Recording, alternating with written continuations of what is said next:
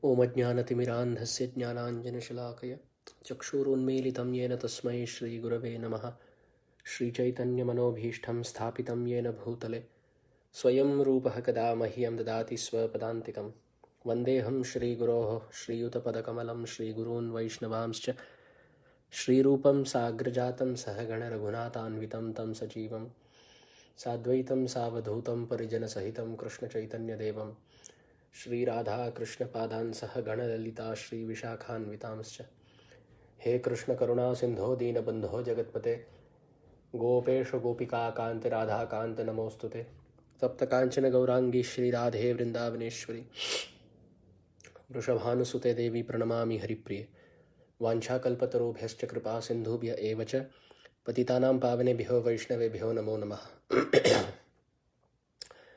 Namo Vishnupadaya Krishna Preshthaya Bhutale Srimate Bhakti Vedanta Swaminiti Namine Namaste Saraswate Deve Gauravani Pracharine Nirvishesha Shunyavadi Paschatya Deshatarine Shri Krishna Chaitanya Prabhu Nityananda Shri Advaita Gadadhar Shri Vasadi Gaura Bhakta Vrinda Hare Krishna Krishna Krishna Hare Hare Hare Ram Ram Ram Hare Hare Hare Krishna Krishna Krishna Hare Hare Hare Ram Ram Ram Hare Hare Hare Krishna Krishna Krishna Hare Hare Hare Ram Ram Ram Hare Hare Mukam karoti vachalam panghum langhayate girim Yatkripātamaham vande Shri Gurum Dīnataranam Paramananda Madhavam Krishna Chaitanya Ishwaram Gurave Gaura Chandraya Radhikaye Tadalaye Krishnaya Krishna Bhaktaya Tadbhaktaya Namo Namaha Naradhitam Kaliyuge Tava Padapadman Nalokita Kaliyuge Tava Gaura Deha Nakarnita Kaliyuge Tava Tattvagatha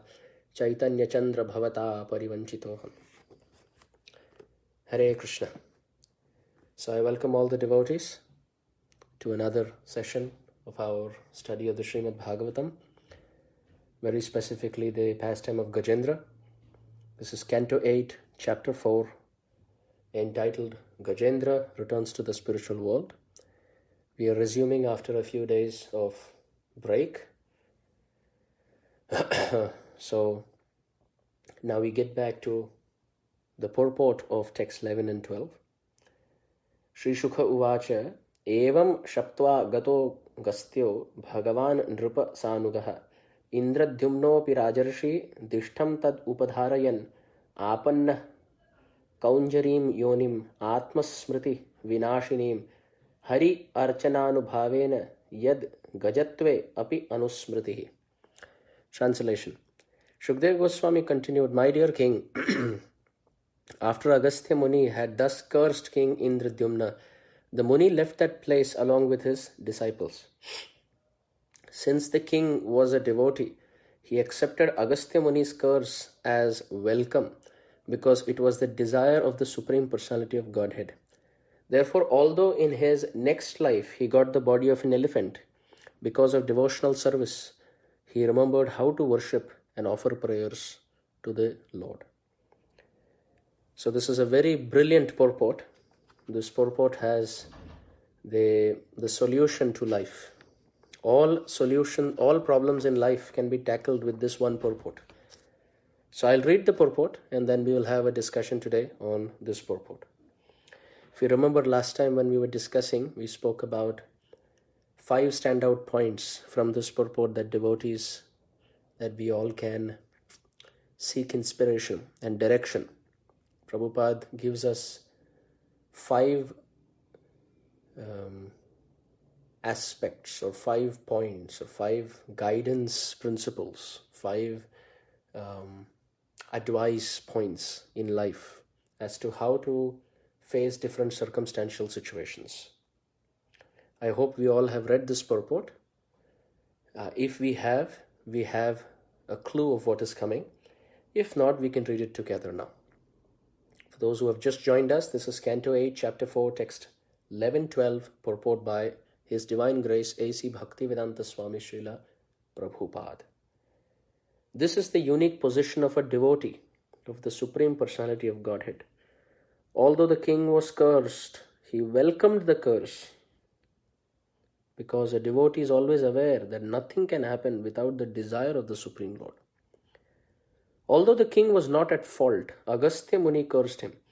And when this happened, the king considered it to be due to his past misdeeds. Tatte nukampam susamikshamaanaha. This is a practical example of how a devotee thinks.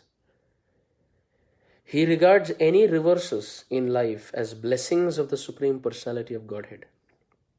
Therefore, instead of being agitated by such reverses, he continues his activities of devotional service. And Krishna takes care of him and enables him to be promoted to the spiritual world back to Godhead. If a devotee has to suffer the reactions of his past misdeeds, the Supreme Lord arranges for him to be given only a token of these reactions. And very soon he is freed from all the reactions of material contamination. One should therefore adhere to devotional service, and the Lord himself will very soon see to one's promotion to the spiritual world. A devotee should not be disturbed by unfortunate circumstances, but must continue his regular program, depending on the Lord for everything. The word upadharayan, considering, is very significant in this verse. This word indicates that a devotee knows what is what. He understands what is happening in material conditional life. So I request the devotees again and again to maybe have multiple readings of this purport even after the discussion, because it is very interesting. Till now we saw how King Indradyumna had his own plan, and he was in the forest. Very nicely Shukdev Goswami describes that King Indradyumna in text 8, Grihita Mauna Vrata, he had accepted the vow of silence. Jatadhara, he was very austere in his living, very detached. Tapasa, Apluto, very ecstatic. Achyuta Samarchayam, he was worshipping the right person in the right manner. And Kula Achala Ashramaha, he was living in seclusion. And this was a perfect scene for success in spiritual life. Sometimes we see that spiritual life gets entangled, our progress gets checked when there is no Grihita Mauna Vrata, which means oftentimes we say things and then later we repent as to why did I say it? I should have kept quiet. I was not the right person to say that to him. I was not in the right mood that time. My intentions were not right. Somehow the circumstances were not right. Without thinking of all these things, we speak out. And later, we realize that we crossed over etiquette. We stepped on the other side of the line and we gave advice, or we spoke in situations which were not, where it would have been probably spiritually more fruitful to keep quiet.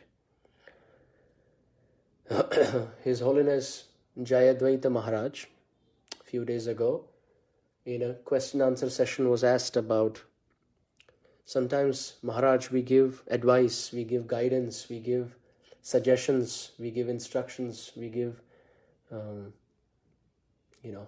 principles of advice to people.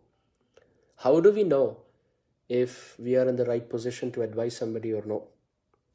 And His Holiness Jayadvaita Maharaj put 4 points. He said, first and foremost, age is a consideration. If someone is superior to us in age, we should avoid advising them. That is the first principle. According to cultural etiquette, we should never give advice to someone who is older in age. This is the first principle.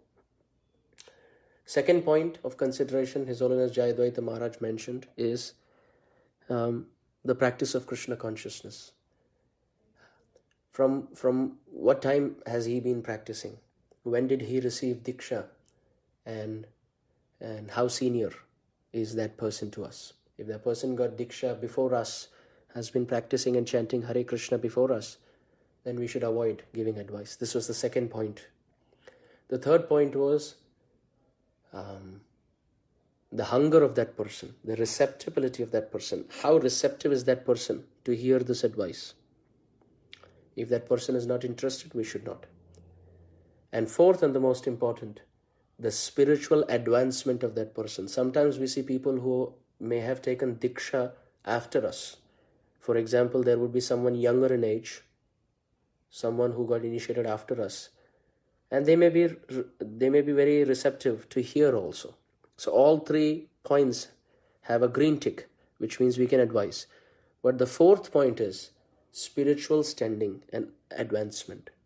If someone is more advanced than us spiritually, even if they are younger in age, even if they got diksha after us, even if they are very receptive in hearing, if they are more advanced in their intensity, in their spiritual realizations, in their attachment to the holy name, in their humility and service to the Vaishnavas, in their affection and consistency in service, then we should not advise them.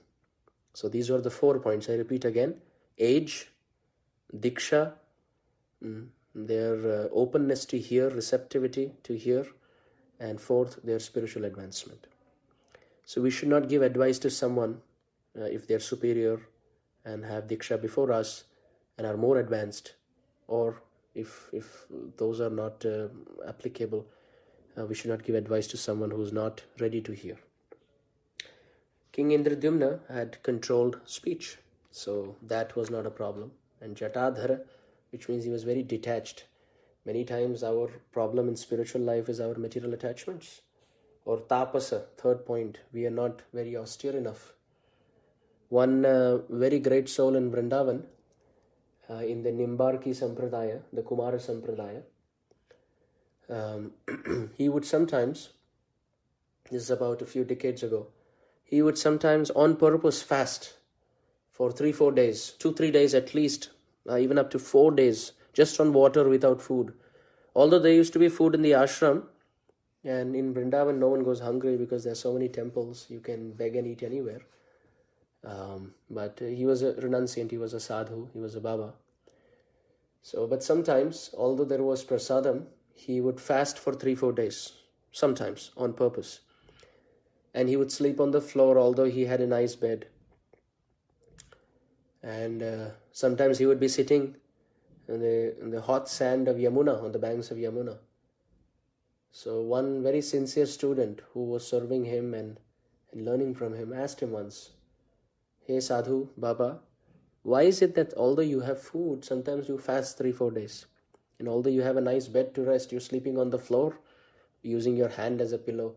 And sometimes, although you can sit in the shade, you're sitting on the hot sand on the banks of Yamuna. Why do you do this?" So he made a very, very strong point. He said that I am preparing myself. Today I am having food, today I am having a bed, today I have shade.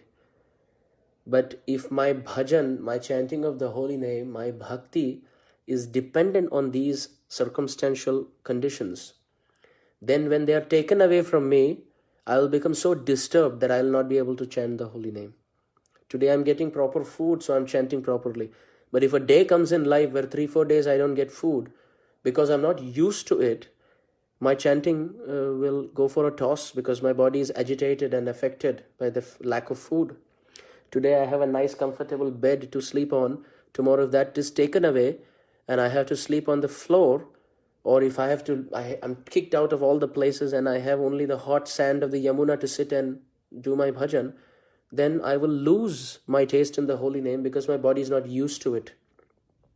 But if I even now practice doing this, then even if a point of daridrya comes, if by the inconceivable sweet will of Krishna, I lose my bed, I lose my prasad, I lose my stay in the ashram, still because I have practiced, my chanting of the holy name will not go for a toss. And at the same time, now after this austerity, when I come back, I realize how nicely Krishna has kept me. When I can comfortably sleep on the floor, Krishna has given me a bed. When I can survive 3-4 days without food, Krishna has given me 4 meals a day. When I can survive in the heat outside, Krishna has given me shade. So gratitude and affection increases. And at the same time, amid such pain, I can call out to Krishna from my heart. So there are sadhus like that who are very austere. So we are, of course, sitting on the lap of Sri Krishna. Krishna has kept us very, very comfortable and opulent. And sometimes we take that for granted and we don't chant the holy name. We are living a very comfortable life. But here King Indradyumna is described as tapasa, very austere. And he was worshipping Krishna, which is the right thing to do. Worshipping Achyuta. This word Achyuta has come even in the 4th canto. Narad Muni says in a very, very beautiful verse that Yatha tarur mula nishechanena tripyanti tatskanda bhujo pishakha pranopahara cha yatendriyanam tathaiva sarva arhanam Achyuta ijya. By worshipping Achyuta, the infallible Lord, it is like watering the root of the tree. By watering the root, all the leaves get nourished. Or by feeding the belly, all the senses get enlivened. Similarly, by serving Achyuta, all the different controllers and powers in this world, they get their offerings. So this is Achyuta. He was doing that. And Aplitaha, he was not a sadhaka, he was a bhava bhakta, experiencing very genuine, exalted, ecstatic symptoms. And he was living in seclusion, so there was no question of Vaishnava Prabhu. But as we were mentioning last time, Agastya Muni is described as Mahayasha, or someone who's very, very great. And after the course also, Shukdev Goswami calls him Bhagavan, which means Agastya Muni was not acting on the platform of some passion or aggression or anger or some egocentric humiliation that was rubbed on his face. Nothing like that. He was doing a great favor on King Indradyumna. He saw that King Indradyumna was he was doing a very great favor, because he saw that King Indradyumna, although he was in the forest while being young and was doing deep bhajan, being South Indian king, he was still there in the forest while being young, doing deep bhajan. He gave up all varnashram dharma and was doing ananya bhajan, anushikshitam. He was reading shastra repeatedly. Still, Agastya Muni saw that he was little lethargic to offer respect to the Vaishnavas. And to learn this, probably he would have taken a few lifetimes. So therefore, Agastya Muni wanted to speed up the process. So through an inconceivable curse, he gave him the body of Gajendra, where not in one lifetime, but half lifetime, Gajendra did not even see old age. In his prime youth, this situation took place. So in half a life, by the inconceivable mercy of Agastya Muni, King Indradyumna, he got liberated. So this is great mercy. However, point to be noted for us is that offenses can be committed to Vaishnavas in two ways, either by omission or by commission. Omission means we fail to offer respect, and commission means there is an offense on purpose. So whether we act through commission, through on purpose, intentional or omission, by not doing it, by failing to offer, by being neutral, that is also offensive. Indra also made the same offense in the 6th canto. And here King Indradyumna also same offense. So then Agastya Muni cursed him to become an elephant. And we also see a parallel curse in Huhu's life. Huhu, being a Gandharva, had a playful nature, and he was trying to show off and make the Apsaras laugh in the water by tickling the feet of Devala Rishi. And Devala Rishi cursed him. I am chanting Gayatri and you are being underwater and trying to gain some pleasure by tickling my feet. So then you become a crocodile. And it's interesting how past life impressions don't leave us for quite some time. Agastya Muni saw that King Indradyumna, from Agastya Muni's perspective, King Indradyumna was lazy. And therefore that same samskar, that same tendency was carried forward in the next life as the elephant. And the elephant was walking very lazily. described in the Bhagavatams, moving very slowly, he was very lethargic. So the offense of the past life of King Indradyumna of not being proactive was seen in the king of elephants, Gajendra, while he was being lazy in walking. And same tendency of Huhu, of being in water and trying to take some pleasure by holding feet, was found in the crocodile. So this shows how our impressions, they go from one lifetime to another. Every activity we perform in this body, it is actually making an impression in the consciousness. This is very, very, very significant point. Some of us are fortunate enough to get Krishna consciousness, but most of the world outside is still waiting to get that fortune, as a result of which they are indulging in more passionate and ignorant activities. Just think about it like this. Every activity that we perform in the mode of goodness, you can represent by the color white.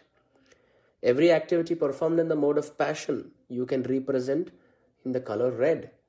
And every activity performed in the mode of ignorance, you can use the color black. So every time we perform an activity which is in the mode of goodness, like doing some philanthropic activity, giving in charity, performing some pious vows of austerity, etc., what happens is our consciousness gets a stamp by that activity, white stamp. Every time we perform a rajasic activity, our consciousness by that activity gets a red stamp.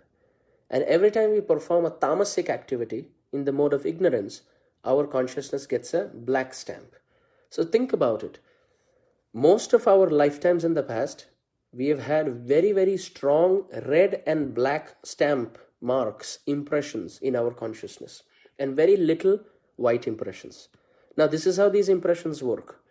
When someone has had a past of drinking alcohol and has through a rehab center overcome it for some time, and you keep alcohol in front of them, it's very interesting. Someone who has never had alcohol, you keep a bottle of alcohol in front of them, they don't feel attracted because they don't have enough black stamps in their consciousness which gets called or invoked by that object. But however, a person who has had a history of drinking alcohol, he has had so many black stamps in his consciousness. Every time he is enjoying alcohol, there is a samskar. Samskar means some scars in English. So in Sanskrit, samskar means an impression. But in English also it means there are some, S-O-M-E, scars, S-C-A-R-S, impression, some scars in the consciousness. So for someone who has had drinking habit in the past, so many black stamps are filled up in the consciousness. So when you keep the alcohol bottle in front of them, immediately those black tamasic stamps in the consciousness get invoked, get called. And that is why this person gets attracted more towards that bottle of alcohol in comparison to a person who doesn't have enough black stamps on his consciousness or doesn't have any because he has not drunk alcohol. This goes true with any addiction. Think about someone who loves watching television. He has watched a lot of movies. You play a movie in front of him, he'll sit there longer than a person who has not watched movies or not attached to TV. Why? Because as the circumstance is created, a couch and a television, the red impressions of a passionate movie in the heart are so high for someone who has watched them in the past that when a certain circumstance is given, it's very easy for him to slip in that allurement and sit one more time, because more the number of times we have indulged in that activity, more the number of stamps in the consciousness, and more the number of stamps of a certain activity in the consciousness, lesser is the resistance. We just fall flat every time there is an allurement. And this is how occasional indulgence in activities become regular indulgence in activities, become addictive indulgence in activities, and in no time it becomes a habit, and in no time it becomes an unwanted intoxication, which has to be overcome. A person becomes helpless because now it's just the samskars which get called. So every time a person sees a certain alluring situation, a person in the mode of goodness who has not had enough experiences in the past, he doesn't get attracted. Like you keep, let's say, drugs or cigarettes on the table, and a person who has had history, he will immediately take a cigarette and light it up. Why? Because he has had enough impressions in the past of smoking. So when he sees a circumstance, his hand goes automatically. The inner subconscious impressions get called by those circumstances. But someone who has not had a past history, it's difficult to create those impressions. So imagine every activity in the mode of goodness, white stamps, passion, red stamps, ignorance, black stamps. Imagine the nature of our consciousness, how many black and red and white stamps we have. It is inconceivably high. Every time we perform bhakti, which is beyond sattva, rajas and tamas, you can represent that by a golden stamp. So whenever we perform bhakti, the impression of bhakti leaves a golden stamp, and that overrides the past white, red or black stamp. So when we increase the performance of bhakti, initially there is no taste, because for one golden stamp, we have to strive so hard, because it is natural for the mind to go towards the white, more towards red and most towards black stamps, because we have performed those activities in the past. But we have to forcibly discipline ourselves and give more golden stamps to our consciousness. And when that is performed, all the white, red and black stamps of the past get erased. And now the consciousness becomes completely golden. This is the meaning of Cheto Darpana Marjanam. This is what exactly Chaitanya Mahaprabhu means. The mirror of our consciousness. Why mirror? Because when the consciousness is completely clean, we can see ourselves and we can see Krishna seated next to us. Now when we close our eyes, it's completely dark. We don't know who we are and we can't see the super soul, because the mirror of our consciousness is filled with white, red and black spots of sattva, rajas and tamasic activities. So the point we are making is, we have to take more and more spiritual, devotional impressions in the consciousness by performing more spiritual activities. Every time we read Shastra, we absorb our mind in Shastra. Every time we chant the holy name, we do Kirtan, we chant Japa, we hear about Krishna, we circumambulate Tulsi, we worship the deities, etc. We associate with the devotees. These are very strong impressions. But however, it is important to note that the mood in which we perform these activities leave impressions accordingly.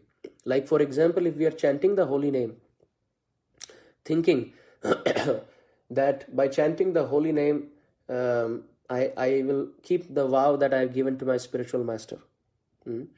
This is one level. I am chanting only to keep the vow that I have given to my spiritual master, the promise that I have given on the day of my Diksha. This is one level. Another level is, I am chanting the holy name because if I chant the holy name, or let's put it like this, if I don't chant the holy name, I will be implicated in sin. Therefore, not to be implicated in sin, therefore I am chanting. This is one level of chanting. Another level of chanting is, if I chant, then all my material desires will be fulfilled. I will be protected by Krishna. I will not, physically, materially, financially, emotionally, I will be protected. That is one level of chanting. Then one level of chanting is, by chanting, all my karmic reactions are burned to ashes. Therefore, I chant the holy name. Then one level is, by chanting the holy name, I will get liberated from repeated birth and death. Then one level of chanting is, by chanting the holy name, Krishna will be happy. Krishna becomes most happy when devotees chant his holy name. So you see, the activity is the same, but the mood in which we perform, depending on that, even this devotional practice can bring in white, red or black stamps. For example, if someone is chanting the holy name so that material desires get fulfilled, although the activity is a golden activity of bhakti, the mood in which it is performed is rajasic. Therefore, the stamp that we get is red, although we are performing a golden activity. See, this is very interesting. Somebody may read Shastra. If Shastra is read to show the world how much we know, although the activity of reading Shastra is a golden stamp, we gain only a red stamp of rajas, because the mood in which we are reading the shastra is rajasic. So in this way, we have to make sure that we perform the process of bhakti. Initially, when we start, we will all be sakama bhaktas. We will all be performing bhakti with ulterior desires, either gross or subtle. That is fine. But our point is, we ultimately want to come to a point where we are samsiddhir haritoshanam. It becomes a golden stamp only when we are doing it for Krishna's pleasure. That is when bhakti is performed at the level of Sharanagati. So why are we discussing all this? Is to make this point that the impressions that we carry in our consciousness, they go from one lifetime to another. So if at the end of one's life, Chitragupta, he sees the color of our consciousness. If it is reddish, oh, then there is another rebirth in a human form. And if it is blackish, then one goes to the lower species of life. And if it is whitish, then one goes to heaven. But if it is golden, then one goes back home, back to Godhead. So we have to make sure that we collect maximum golden stamps as selflessly as possible, so that at the end of one's life, the consciousness turns golden. So here we see King Indradyumna had an impression of, from Agastya Muni's perspective, of being little lethargic in offering respect. And that same stamp is what he carried together as king of elephants, Gajendra, by being lazy. So that lethargy was seen in both lives. Similarly, the stamp, the samskar, the impression that Gandharva Huhu gathered in his consciousness is that of taking pleasure in his heart by holding the feet of Devala Rishi underwater, by tickling and making some fun. So that same impression carried him into the body of a crocodile, where there also underwater he tried to catch the feet of Gajendra and gain some pleasure by being underwater and holding somebody's feet. So we have to be very careful what kind of impressions we gather in this life. As devotees, if we are busy watching very passionate and very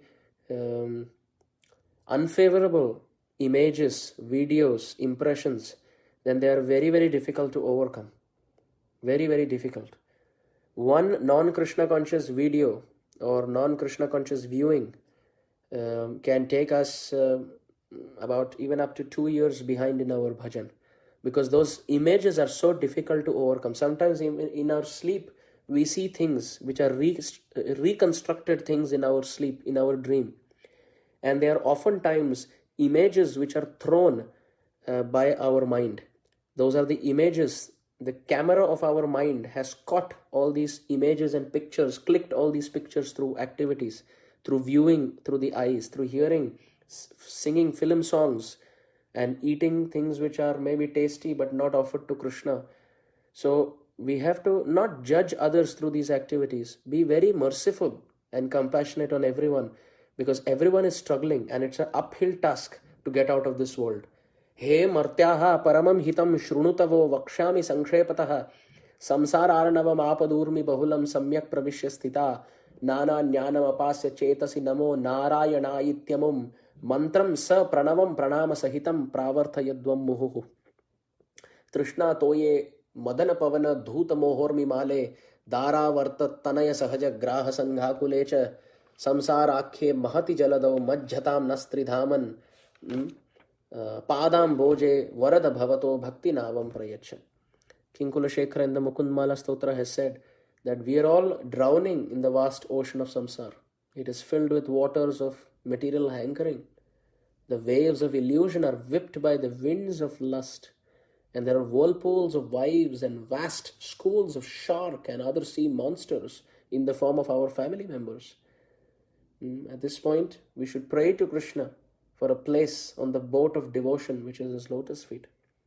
So we are struggling in this world. So we want to be very tough on ourselves and very lenient on others. Tough on ourselves because we have an uphill task. We have no time to waste. If a pilot goes 1 degree to the left, and then another degree to the left, and then another degree to the left, and then another degree to the left, believe it or not, he will land up in another country. So 1 degree difference from his trajectory can take him to a different place altogether. So therefore, we are on high alert, high emergency. Therefore, we don't want to collect newer and newer impressions. This is why the Shastras say control our senses, because we may loosen our senses and enjoy sense gratification in this world and then get depressed and then feel miserable. And what we have gained for a few minutes of happiness and some sense pleasure, we have imprinted our consciousness permanently with impressions. So to enjoy and get that impression in the heart is only 10 minutes of pleasure. Maybe it's eating meat for 10 minutes, or enjoying some sexual activity for 10 minutes. So the impression to collect in the consciousness takes only 10 minutes. But to wipe that impression out of the consciousness takes about 5 years of bhajan, of chanting the holy name. So therefore, we want to be very, very careful that once we have decided we want to become Krishna conscious and we want our destination to be the fastest route possible to go there, then anukulyasya sankalpa and pratikulyasya varjanam. We should accept things which are favorable wholeheartedly and give up things which are unfavorable wholeheartedly. We have no time to experiment, know these things and not put them to practice.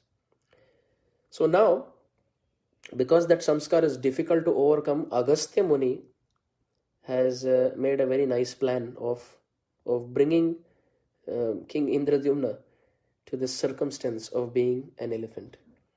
In this 11th verse purport, Prabhupada mentions 5 things which are stunning, really stunning.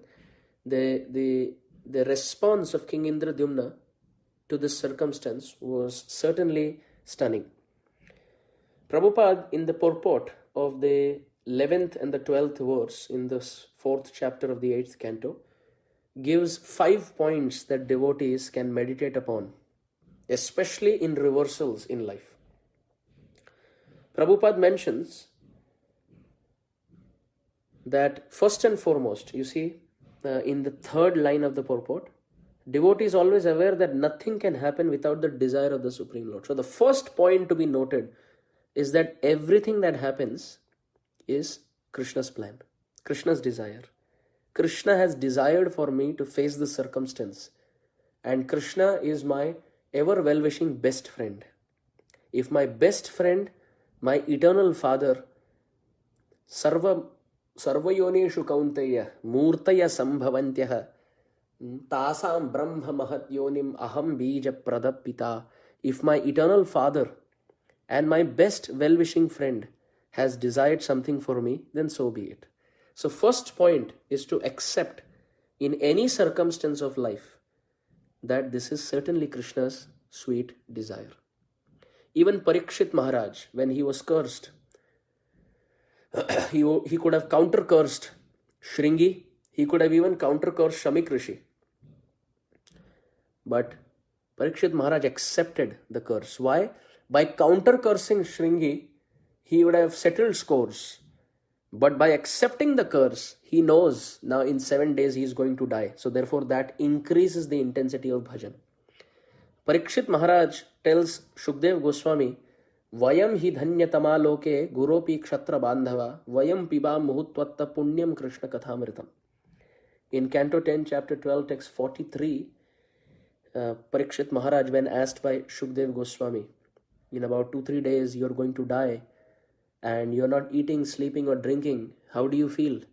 And Parikshit Maharaj says, this is the best thing that could have happened to me to uplift my consciousness. Now, who among us would think that we are the most fortunate if we are going to die in 2 days? There is dhanya, then there is dhanyatara, then there is dhanyatama. Superlative degree. So dhanya means to meet a devotee. Dhanyatara means to have the opportunity to sit at his lotus feet and hear Krishna Katha.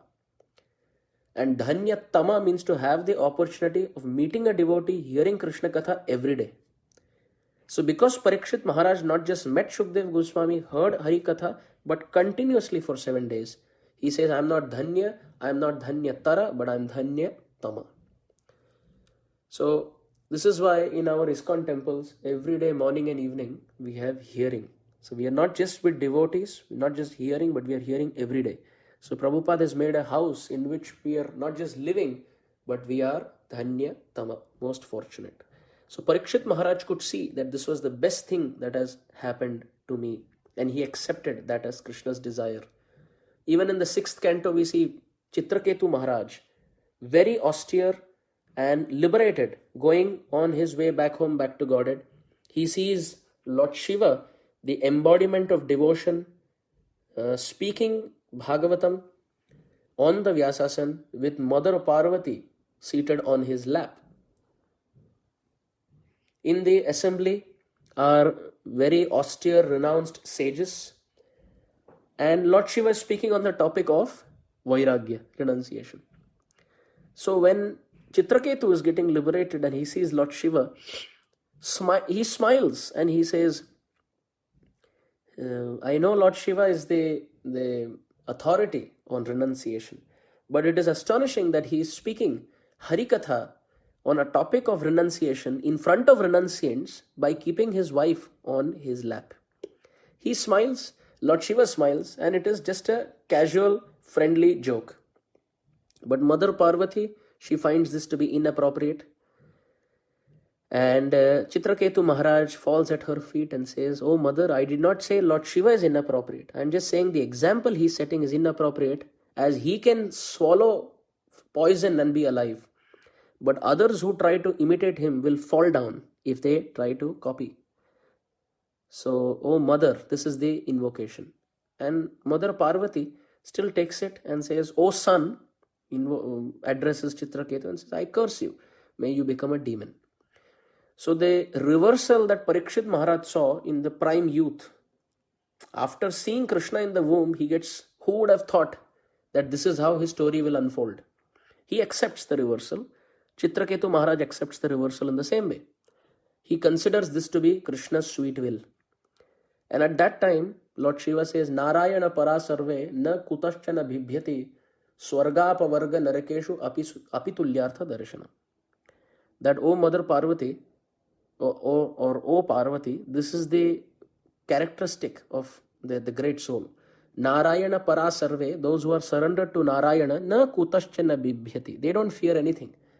Swarga, whether heaven, apavarga, which means liberation, or naraka, hell, apitulyartha darshanam or samatulyartha darshanam, they have the equal vision to all of them, because if we are doing bhajan in hell, that is Goloka. And if we are in heaven without bhajan, then that is Naraka. Kita janma ho yatha tuvadasa, bahir mukha brahma janmi nahi asa. Bhaktivinoda Thakur has said it is better to be an ant in the house of a Vaishnav hearing Krishna Nam than to become Brahma, who is Bahirmukh, who is facing away from Bhakti. So Prabhupada writes very clear, Srila Prabhupada writes very clearly in the purport that there was no offense that Chitraketu Maharaj entered into, nor did Shiva accept offense, nor did Chitraketu Maharaj offer an offense. He was not offensive, but Mother Parvati became the medium of giving the reversal, and Chitraketu Maharaj accepted it as Krishna's desire. So similarly, Prabhupada explains in this purport, the 11th, 12th verse purport here, a devotee is always aware that nothing can happen without the desire of the Supreme Lord. So this is the first point. In reversals or in favorable circumstances or unfavorable circumstances, first point to remember is this is Krishna's desire. How do I know whether this is good for me or no? It has happened, so it is Krishna's desire. I have lost someone in my family, this is Krishna's desire. Now, there has been some unavoidable circumstances, this is Krishna's desire. Not just that, second is to consider oneself fortunate to get those blessings. Prabhupada writes here, he regards any reversals in life as blessings of the Supreme Lord. So it's not just Krishna's desire, it is actually Krishna's blessing on me. So it is one thing as Krishna's desire, but it is another thing where Krishna has blessed me with this. So one thing is to just go through the motions. Okay, Krishna has desired, I'll just tolerate. But it is another thing to think that this is what Krishna has blessed me. I fell at the feet of Krishna. I said, Krishna, give me a blessing.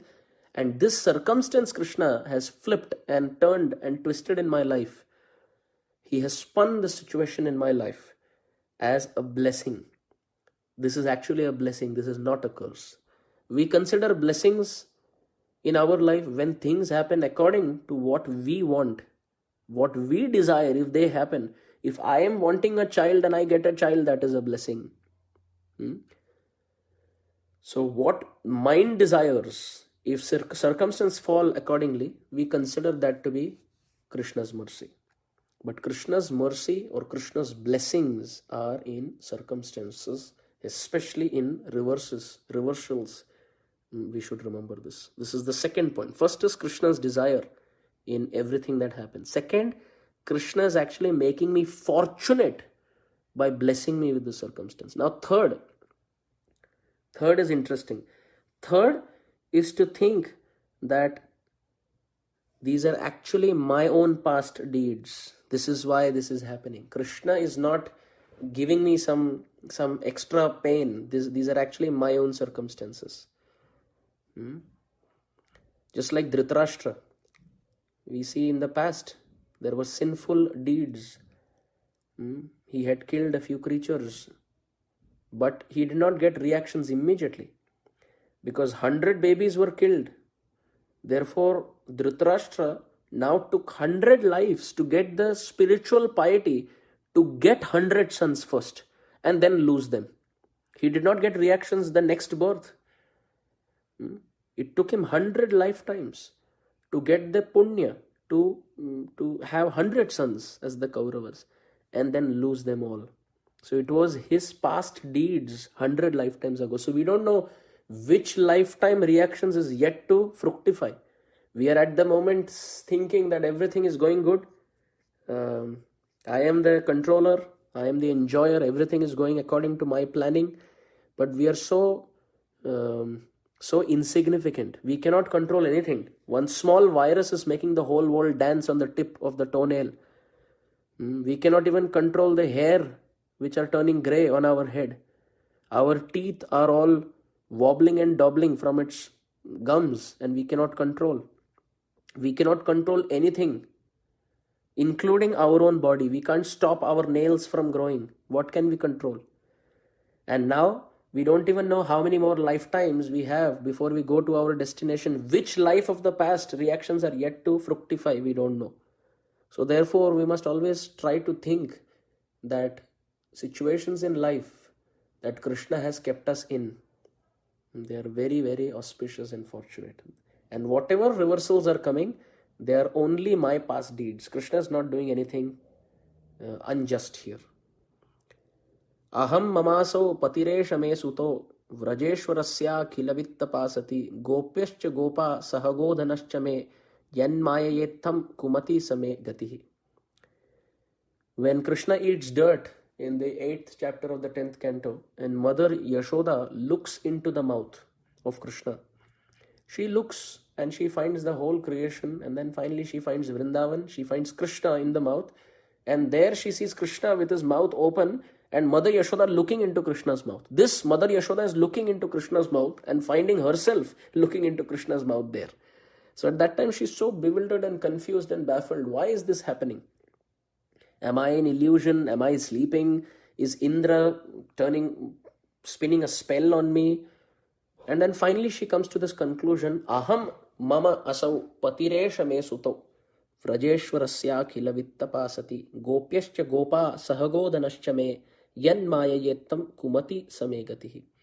Ultimately, this bewilderment is happening, all this confusion is happening because of my own fault. I am thinking that I am the queen of Vrindavan. I am thinking that Nanda is my husband. I am thinking this child is my son. I am thinking this Godhana, these cows are actually my wealth. I am thinking the Gopas and Gopis are my relatives. Ultimately, I belong only to the Supreme Lord. Because I have all these false attachments, therefore it is natural to be confused and bewildered in life. So of course for Mother Yashoda it was not a bewilderment, it was not a confusion. she considering that she is the queen of Vrindavan is actually reality. For us, she is speaking. But the point I'm making here is Mother Yashoda, when she was going through those phases of confusion and bafflement, she was actually introspecting and saying, I am responsible. Because of my misconceptions, I am having these confusing situations. So first is to think that it is Krishna's sweet desire. Second is to consider that I am fortunate because these are Krishna's blessings, not just his desire as a judge. You see, this material world is not a nyayalay. Nyayalay means a place where you get justice. This material world is an aushadalay. Aushadalay is a place where you get treated.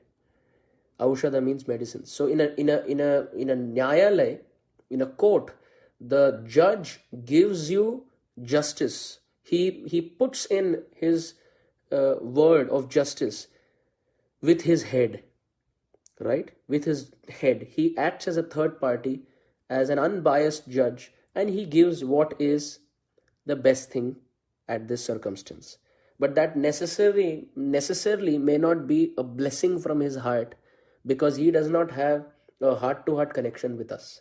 But for Krishna, he decides circumstances with his head, yet at the same time, he feels for us with his heart. So therefore, first point, Krishna, every circumstances that are thrown in our life, they are actually Krishna's desires. At the same time, second point, they are his blessings to treat us. They are. This is not nyayalay. Krishna is not acting like a judge. Krishna is acting as a doctor, aushadalay. This is a place where we get a prescription, because the doctor is not just thinking with his head from a medical perspective. He's also having the heart to see what the patient is going through. And that is a doctor of this world. What to speak of Krishna, with whom we have an inconceivably eternal, sweet, everlasting relationship of love. So that is the second. The third point is, these are all my past deeds which are bringing me to this circumstance. Now fourth is interesting. Prabhupada writes here, if a devotee has to suffer the reactions of his past misdeeds, these are the last 3 lines of this page, the Supreme Lord arranges for him to be given only a token of these reactions, and very soon he is freed from the reactions of material contamination. So the fourth point is, although these are my own deeds which are bringing me here, Krishna is giving only token punishment. Only token punishment. And Prabhupada quotes, Tatte anukampam susamikshamanah. Very famous verse, Prayer of Brahma, Canto 10, Chapter 14, Text 8. Now this is very interesting verse.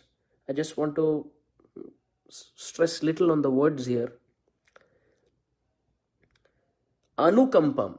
Kampan means to tremble. And anukampan or anukampam, anu means to follow. So when we are trembling in suffering in this world, Krishna trembles looking at us. That is called anukampa or mercy.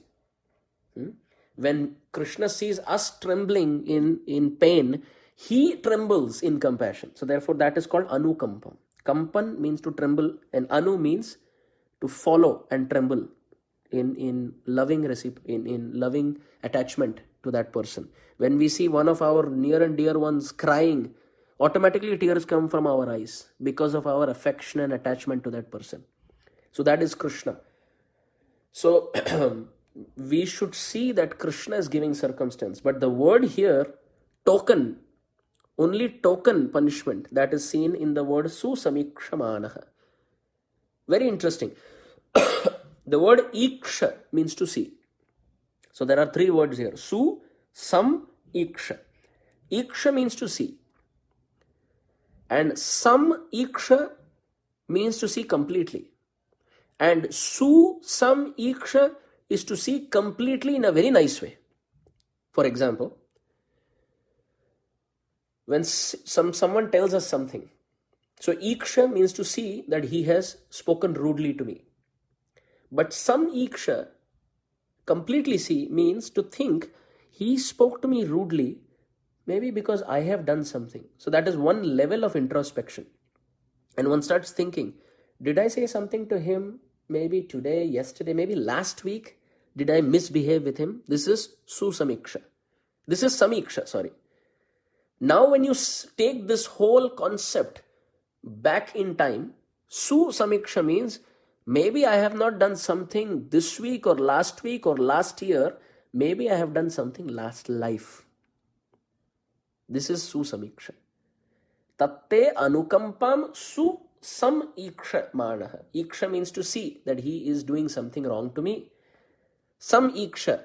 Oh, he is doing something wrong to me because maybe I did something wrong to him. Maybe today, maybe yesterday, maybe last week or last month I spoke something wrong. That is samiksha. But samiksha means maybe I did something wrong, not yesterday or last week or last month or last year, but maybe last life. And Krishna is trembling in love. When I am going through this suffering, he's trembling. So therefore, he's doing this out of his sweet mercy. Someone who trembles in affection when we tremble in pain cannot be a judge, but he is a merciful superior. So to think that I would have lost life, but I just ended up losing my hand, or I would have lost my hand, but I just lost my finger. This is the fourth point. One should always think Krishna is not giving me what I deserve. He is giving me only a small, insignificant 1/10,000th portion of what I deserve. Like, for example, I want to give you a very personal example. When I was a child, I used to love playing cricket. And one day as I was playing cricket, of course, this was when I was young. So kids were also young at that time. And we used to play cricket every evening. And one fine day as I was playing cricket, the boy bowled a wide ball. Not a white ball, but a wide, W-I-D-E, which means he bowled it to the extreme left side. And we didn't have a person to keep behind the stumps to get the ball. So the batsman only had to go and fetch the ball and give it back to the bowler if he bowls a ball outside the limit. So one ball he bowled, and that was a white ball. So I went and I got the ball and I gave it back to him. Next ball he bowled, that was also white ball. So again I had to go back and fetch the ball and throw it back to the bowler. Third ball he bowled wide again. So I just laughed. I said, oh, maybe I better just stand behind, because I have to go every ball, I have to go behind to get the ball. So then I just laughed 3 times. Now, fourth time he bowled, and mysteriously it was a white ball again. So I got little angry and agitated. I said, why are you bowling like this? And I moved to get the ball. You can't imagine a big pot, a flower pot filled with mud.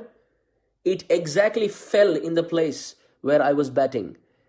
Fortunately, he bowled a white ball the 4th time, and I moved from there to take the ball, and the big pot filled with mud, it fell from like 45 feet up. So in India, you have these, high-rise buildings which have different floors, up to 10 floors, 20 floors, etc. Unlike in America.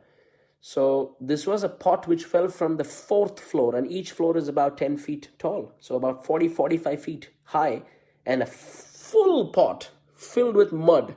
It somehow slipped from somebody's balcony. And if it would have landed on my head, I would have been finished. So I got angry as to why you bowled the white ball, and I moved to the side and I had this big pot that fell. And I was thinking to myself, isn't that amazing that he bowled that white ball? So sometimes reversals in life are like that. We feel that they are unfortunate, but when we move, we see what great danger Krishna has saved us from. Krishna is giving only a token of what we deserve.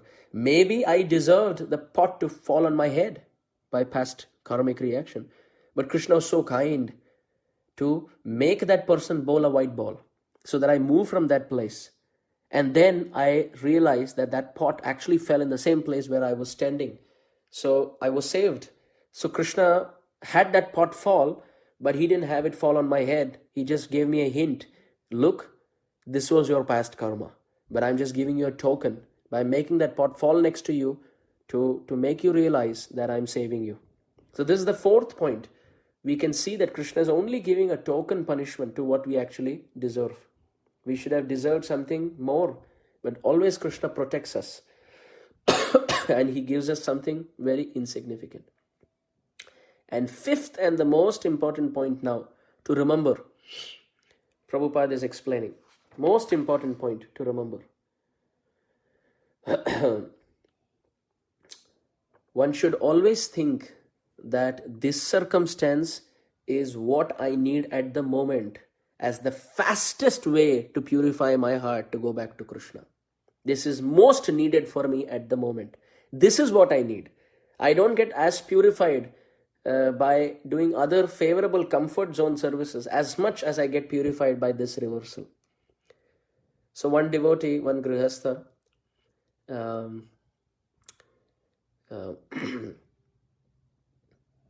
so this is his, I wouldn't name, but his personal story, where he wanted a boy child. They were parents. So of course, there's no difference between having a baby girl and a baby boy. If there's a baby boy, you put him to Krishna's service. Baby girl, again, you help her in Krishna's service. But somehow this grihastha, husband and wife, they desired a baby boy and they got a baby girl. So that was okay. So they tried another time for a second child and they had a baby girl again. So now somehow they desired, if we have one baby boy, then our desire will be complete. So they tried for a child again, and believe it or not, they got a baby girl again, but this time the baby girl arrived in the 7th month, premature, and was born with undeveloped parts, body parts. Now this grihastha is so matured. Think about it. He wanted a baby boy, but got a baby girl, and again a baby girl, and now the third time a baby girl, that to a premature girl and with undeveloped parts, and so matured and spiritually so realized. This grihastha family, they took this situation as all these 5 parts, 5 points, not just as Krishna's desire. 1, we are fortunate because this is Krishna's blessings on us, and 3, this is because of my past deeds, and 4, actually Krishna shouldn't have given me a child, but he actually gave me a child, and maybe some undeveloped parts, this may be just a token punishment. But 5, and most importantly, they said this is for us. By having this circumstance, we can practice bhakti very nicely. They cooperated mutually, and they practice so nicely that this is for my good. This is the fastest way I can call out to Krishna and I can purify my heart. So this is very, very important to remember. In the 19th and the 20th chapter of the 10th canto of Srimad Bhagavatam, there is a very, very beautiful verse. Girayo varshadhara bhi hanyamana na vivyatuhu abhibhuyamana vyavasanai yatha dhoksha sajjetasa. Very beautiful. That when mountains, they face rain showers, all mud collected over the mountain gets cleansed. So the mountain which is very tall has a lot of mud collected, but the rain shower, which is little painful to take on the mountain, it ends up clearing the mud.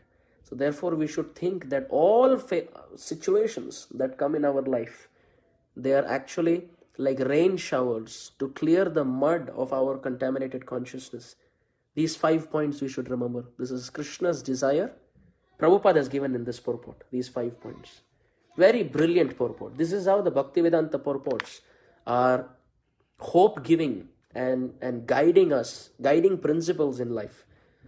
My Gurudev, Srila Guru Maharaj, once I asked Srila Guru Maharaj about an instruction, and he very sweetly told me that the purports of Prabhupada have everything, and therefore devotees, we should discuss these purports more often. So that's when I started reading more seriously, and we can see that these purports are illuminating. So 1, Krishna's desire. 2, considering ourselves to be fortunate to see these circumstances as blessings from Krishna. 3, these are my own past deeds. 4, they are not the whole punishment, they're just a token given by the Supreme Lord. And 5, and most important, they cleanse and purify me in the fastest way possible to get him. So they are all, we are standing tall like mountains in our heart. But these circumstances are like profuse, prolonged rain showers, which clear off all the mud cleansed, with mud collected over us.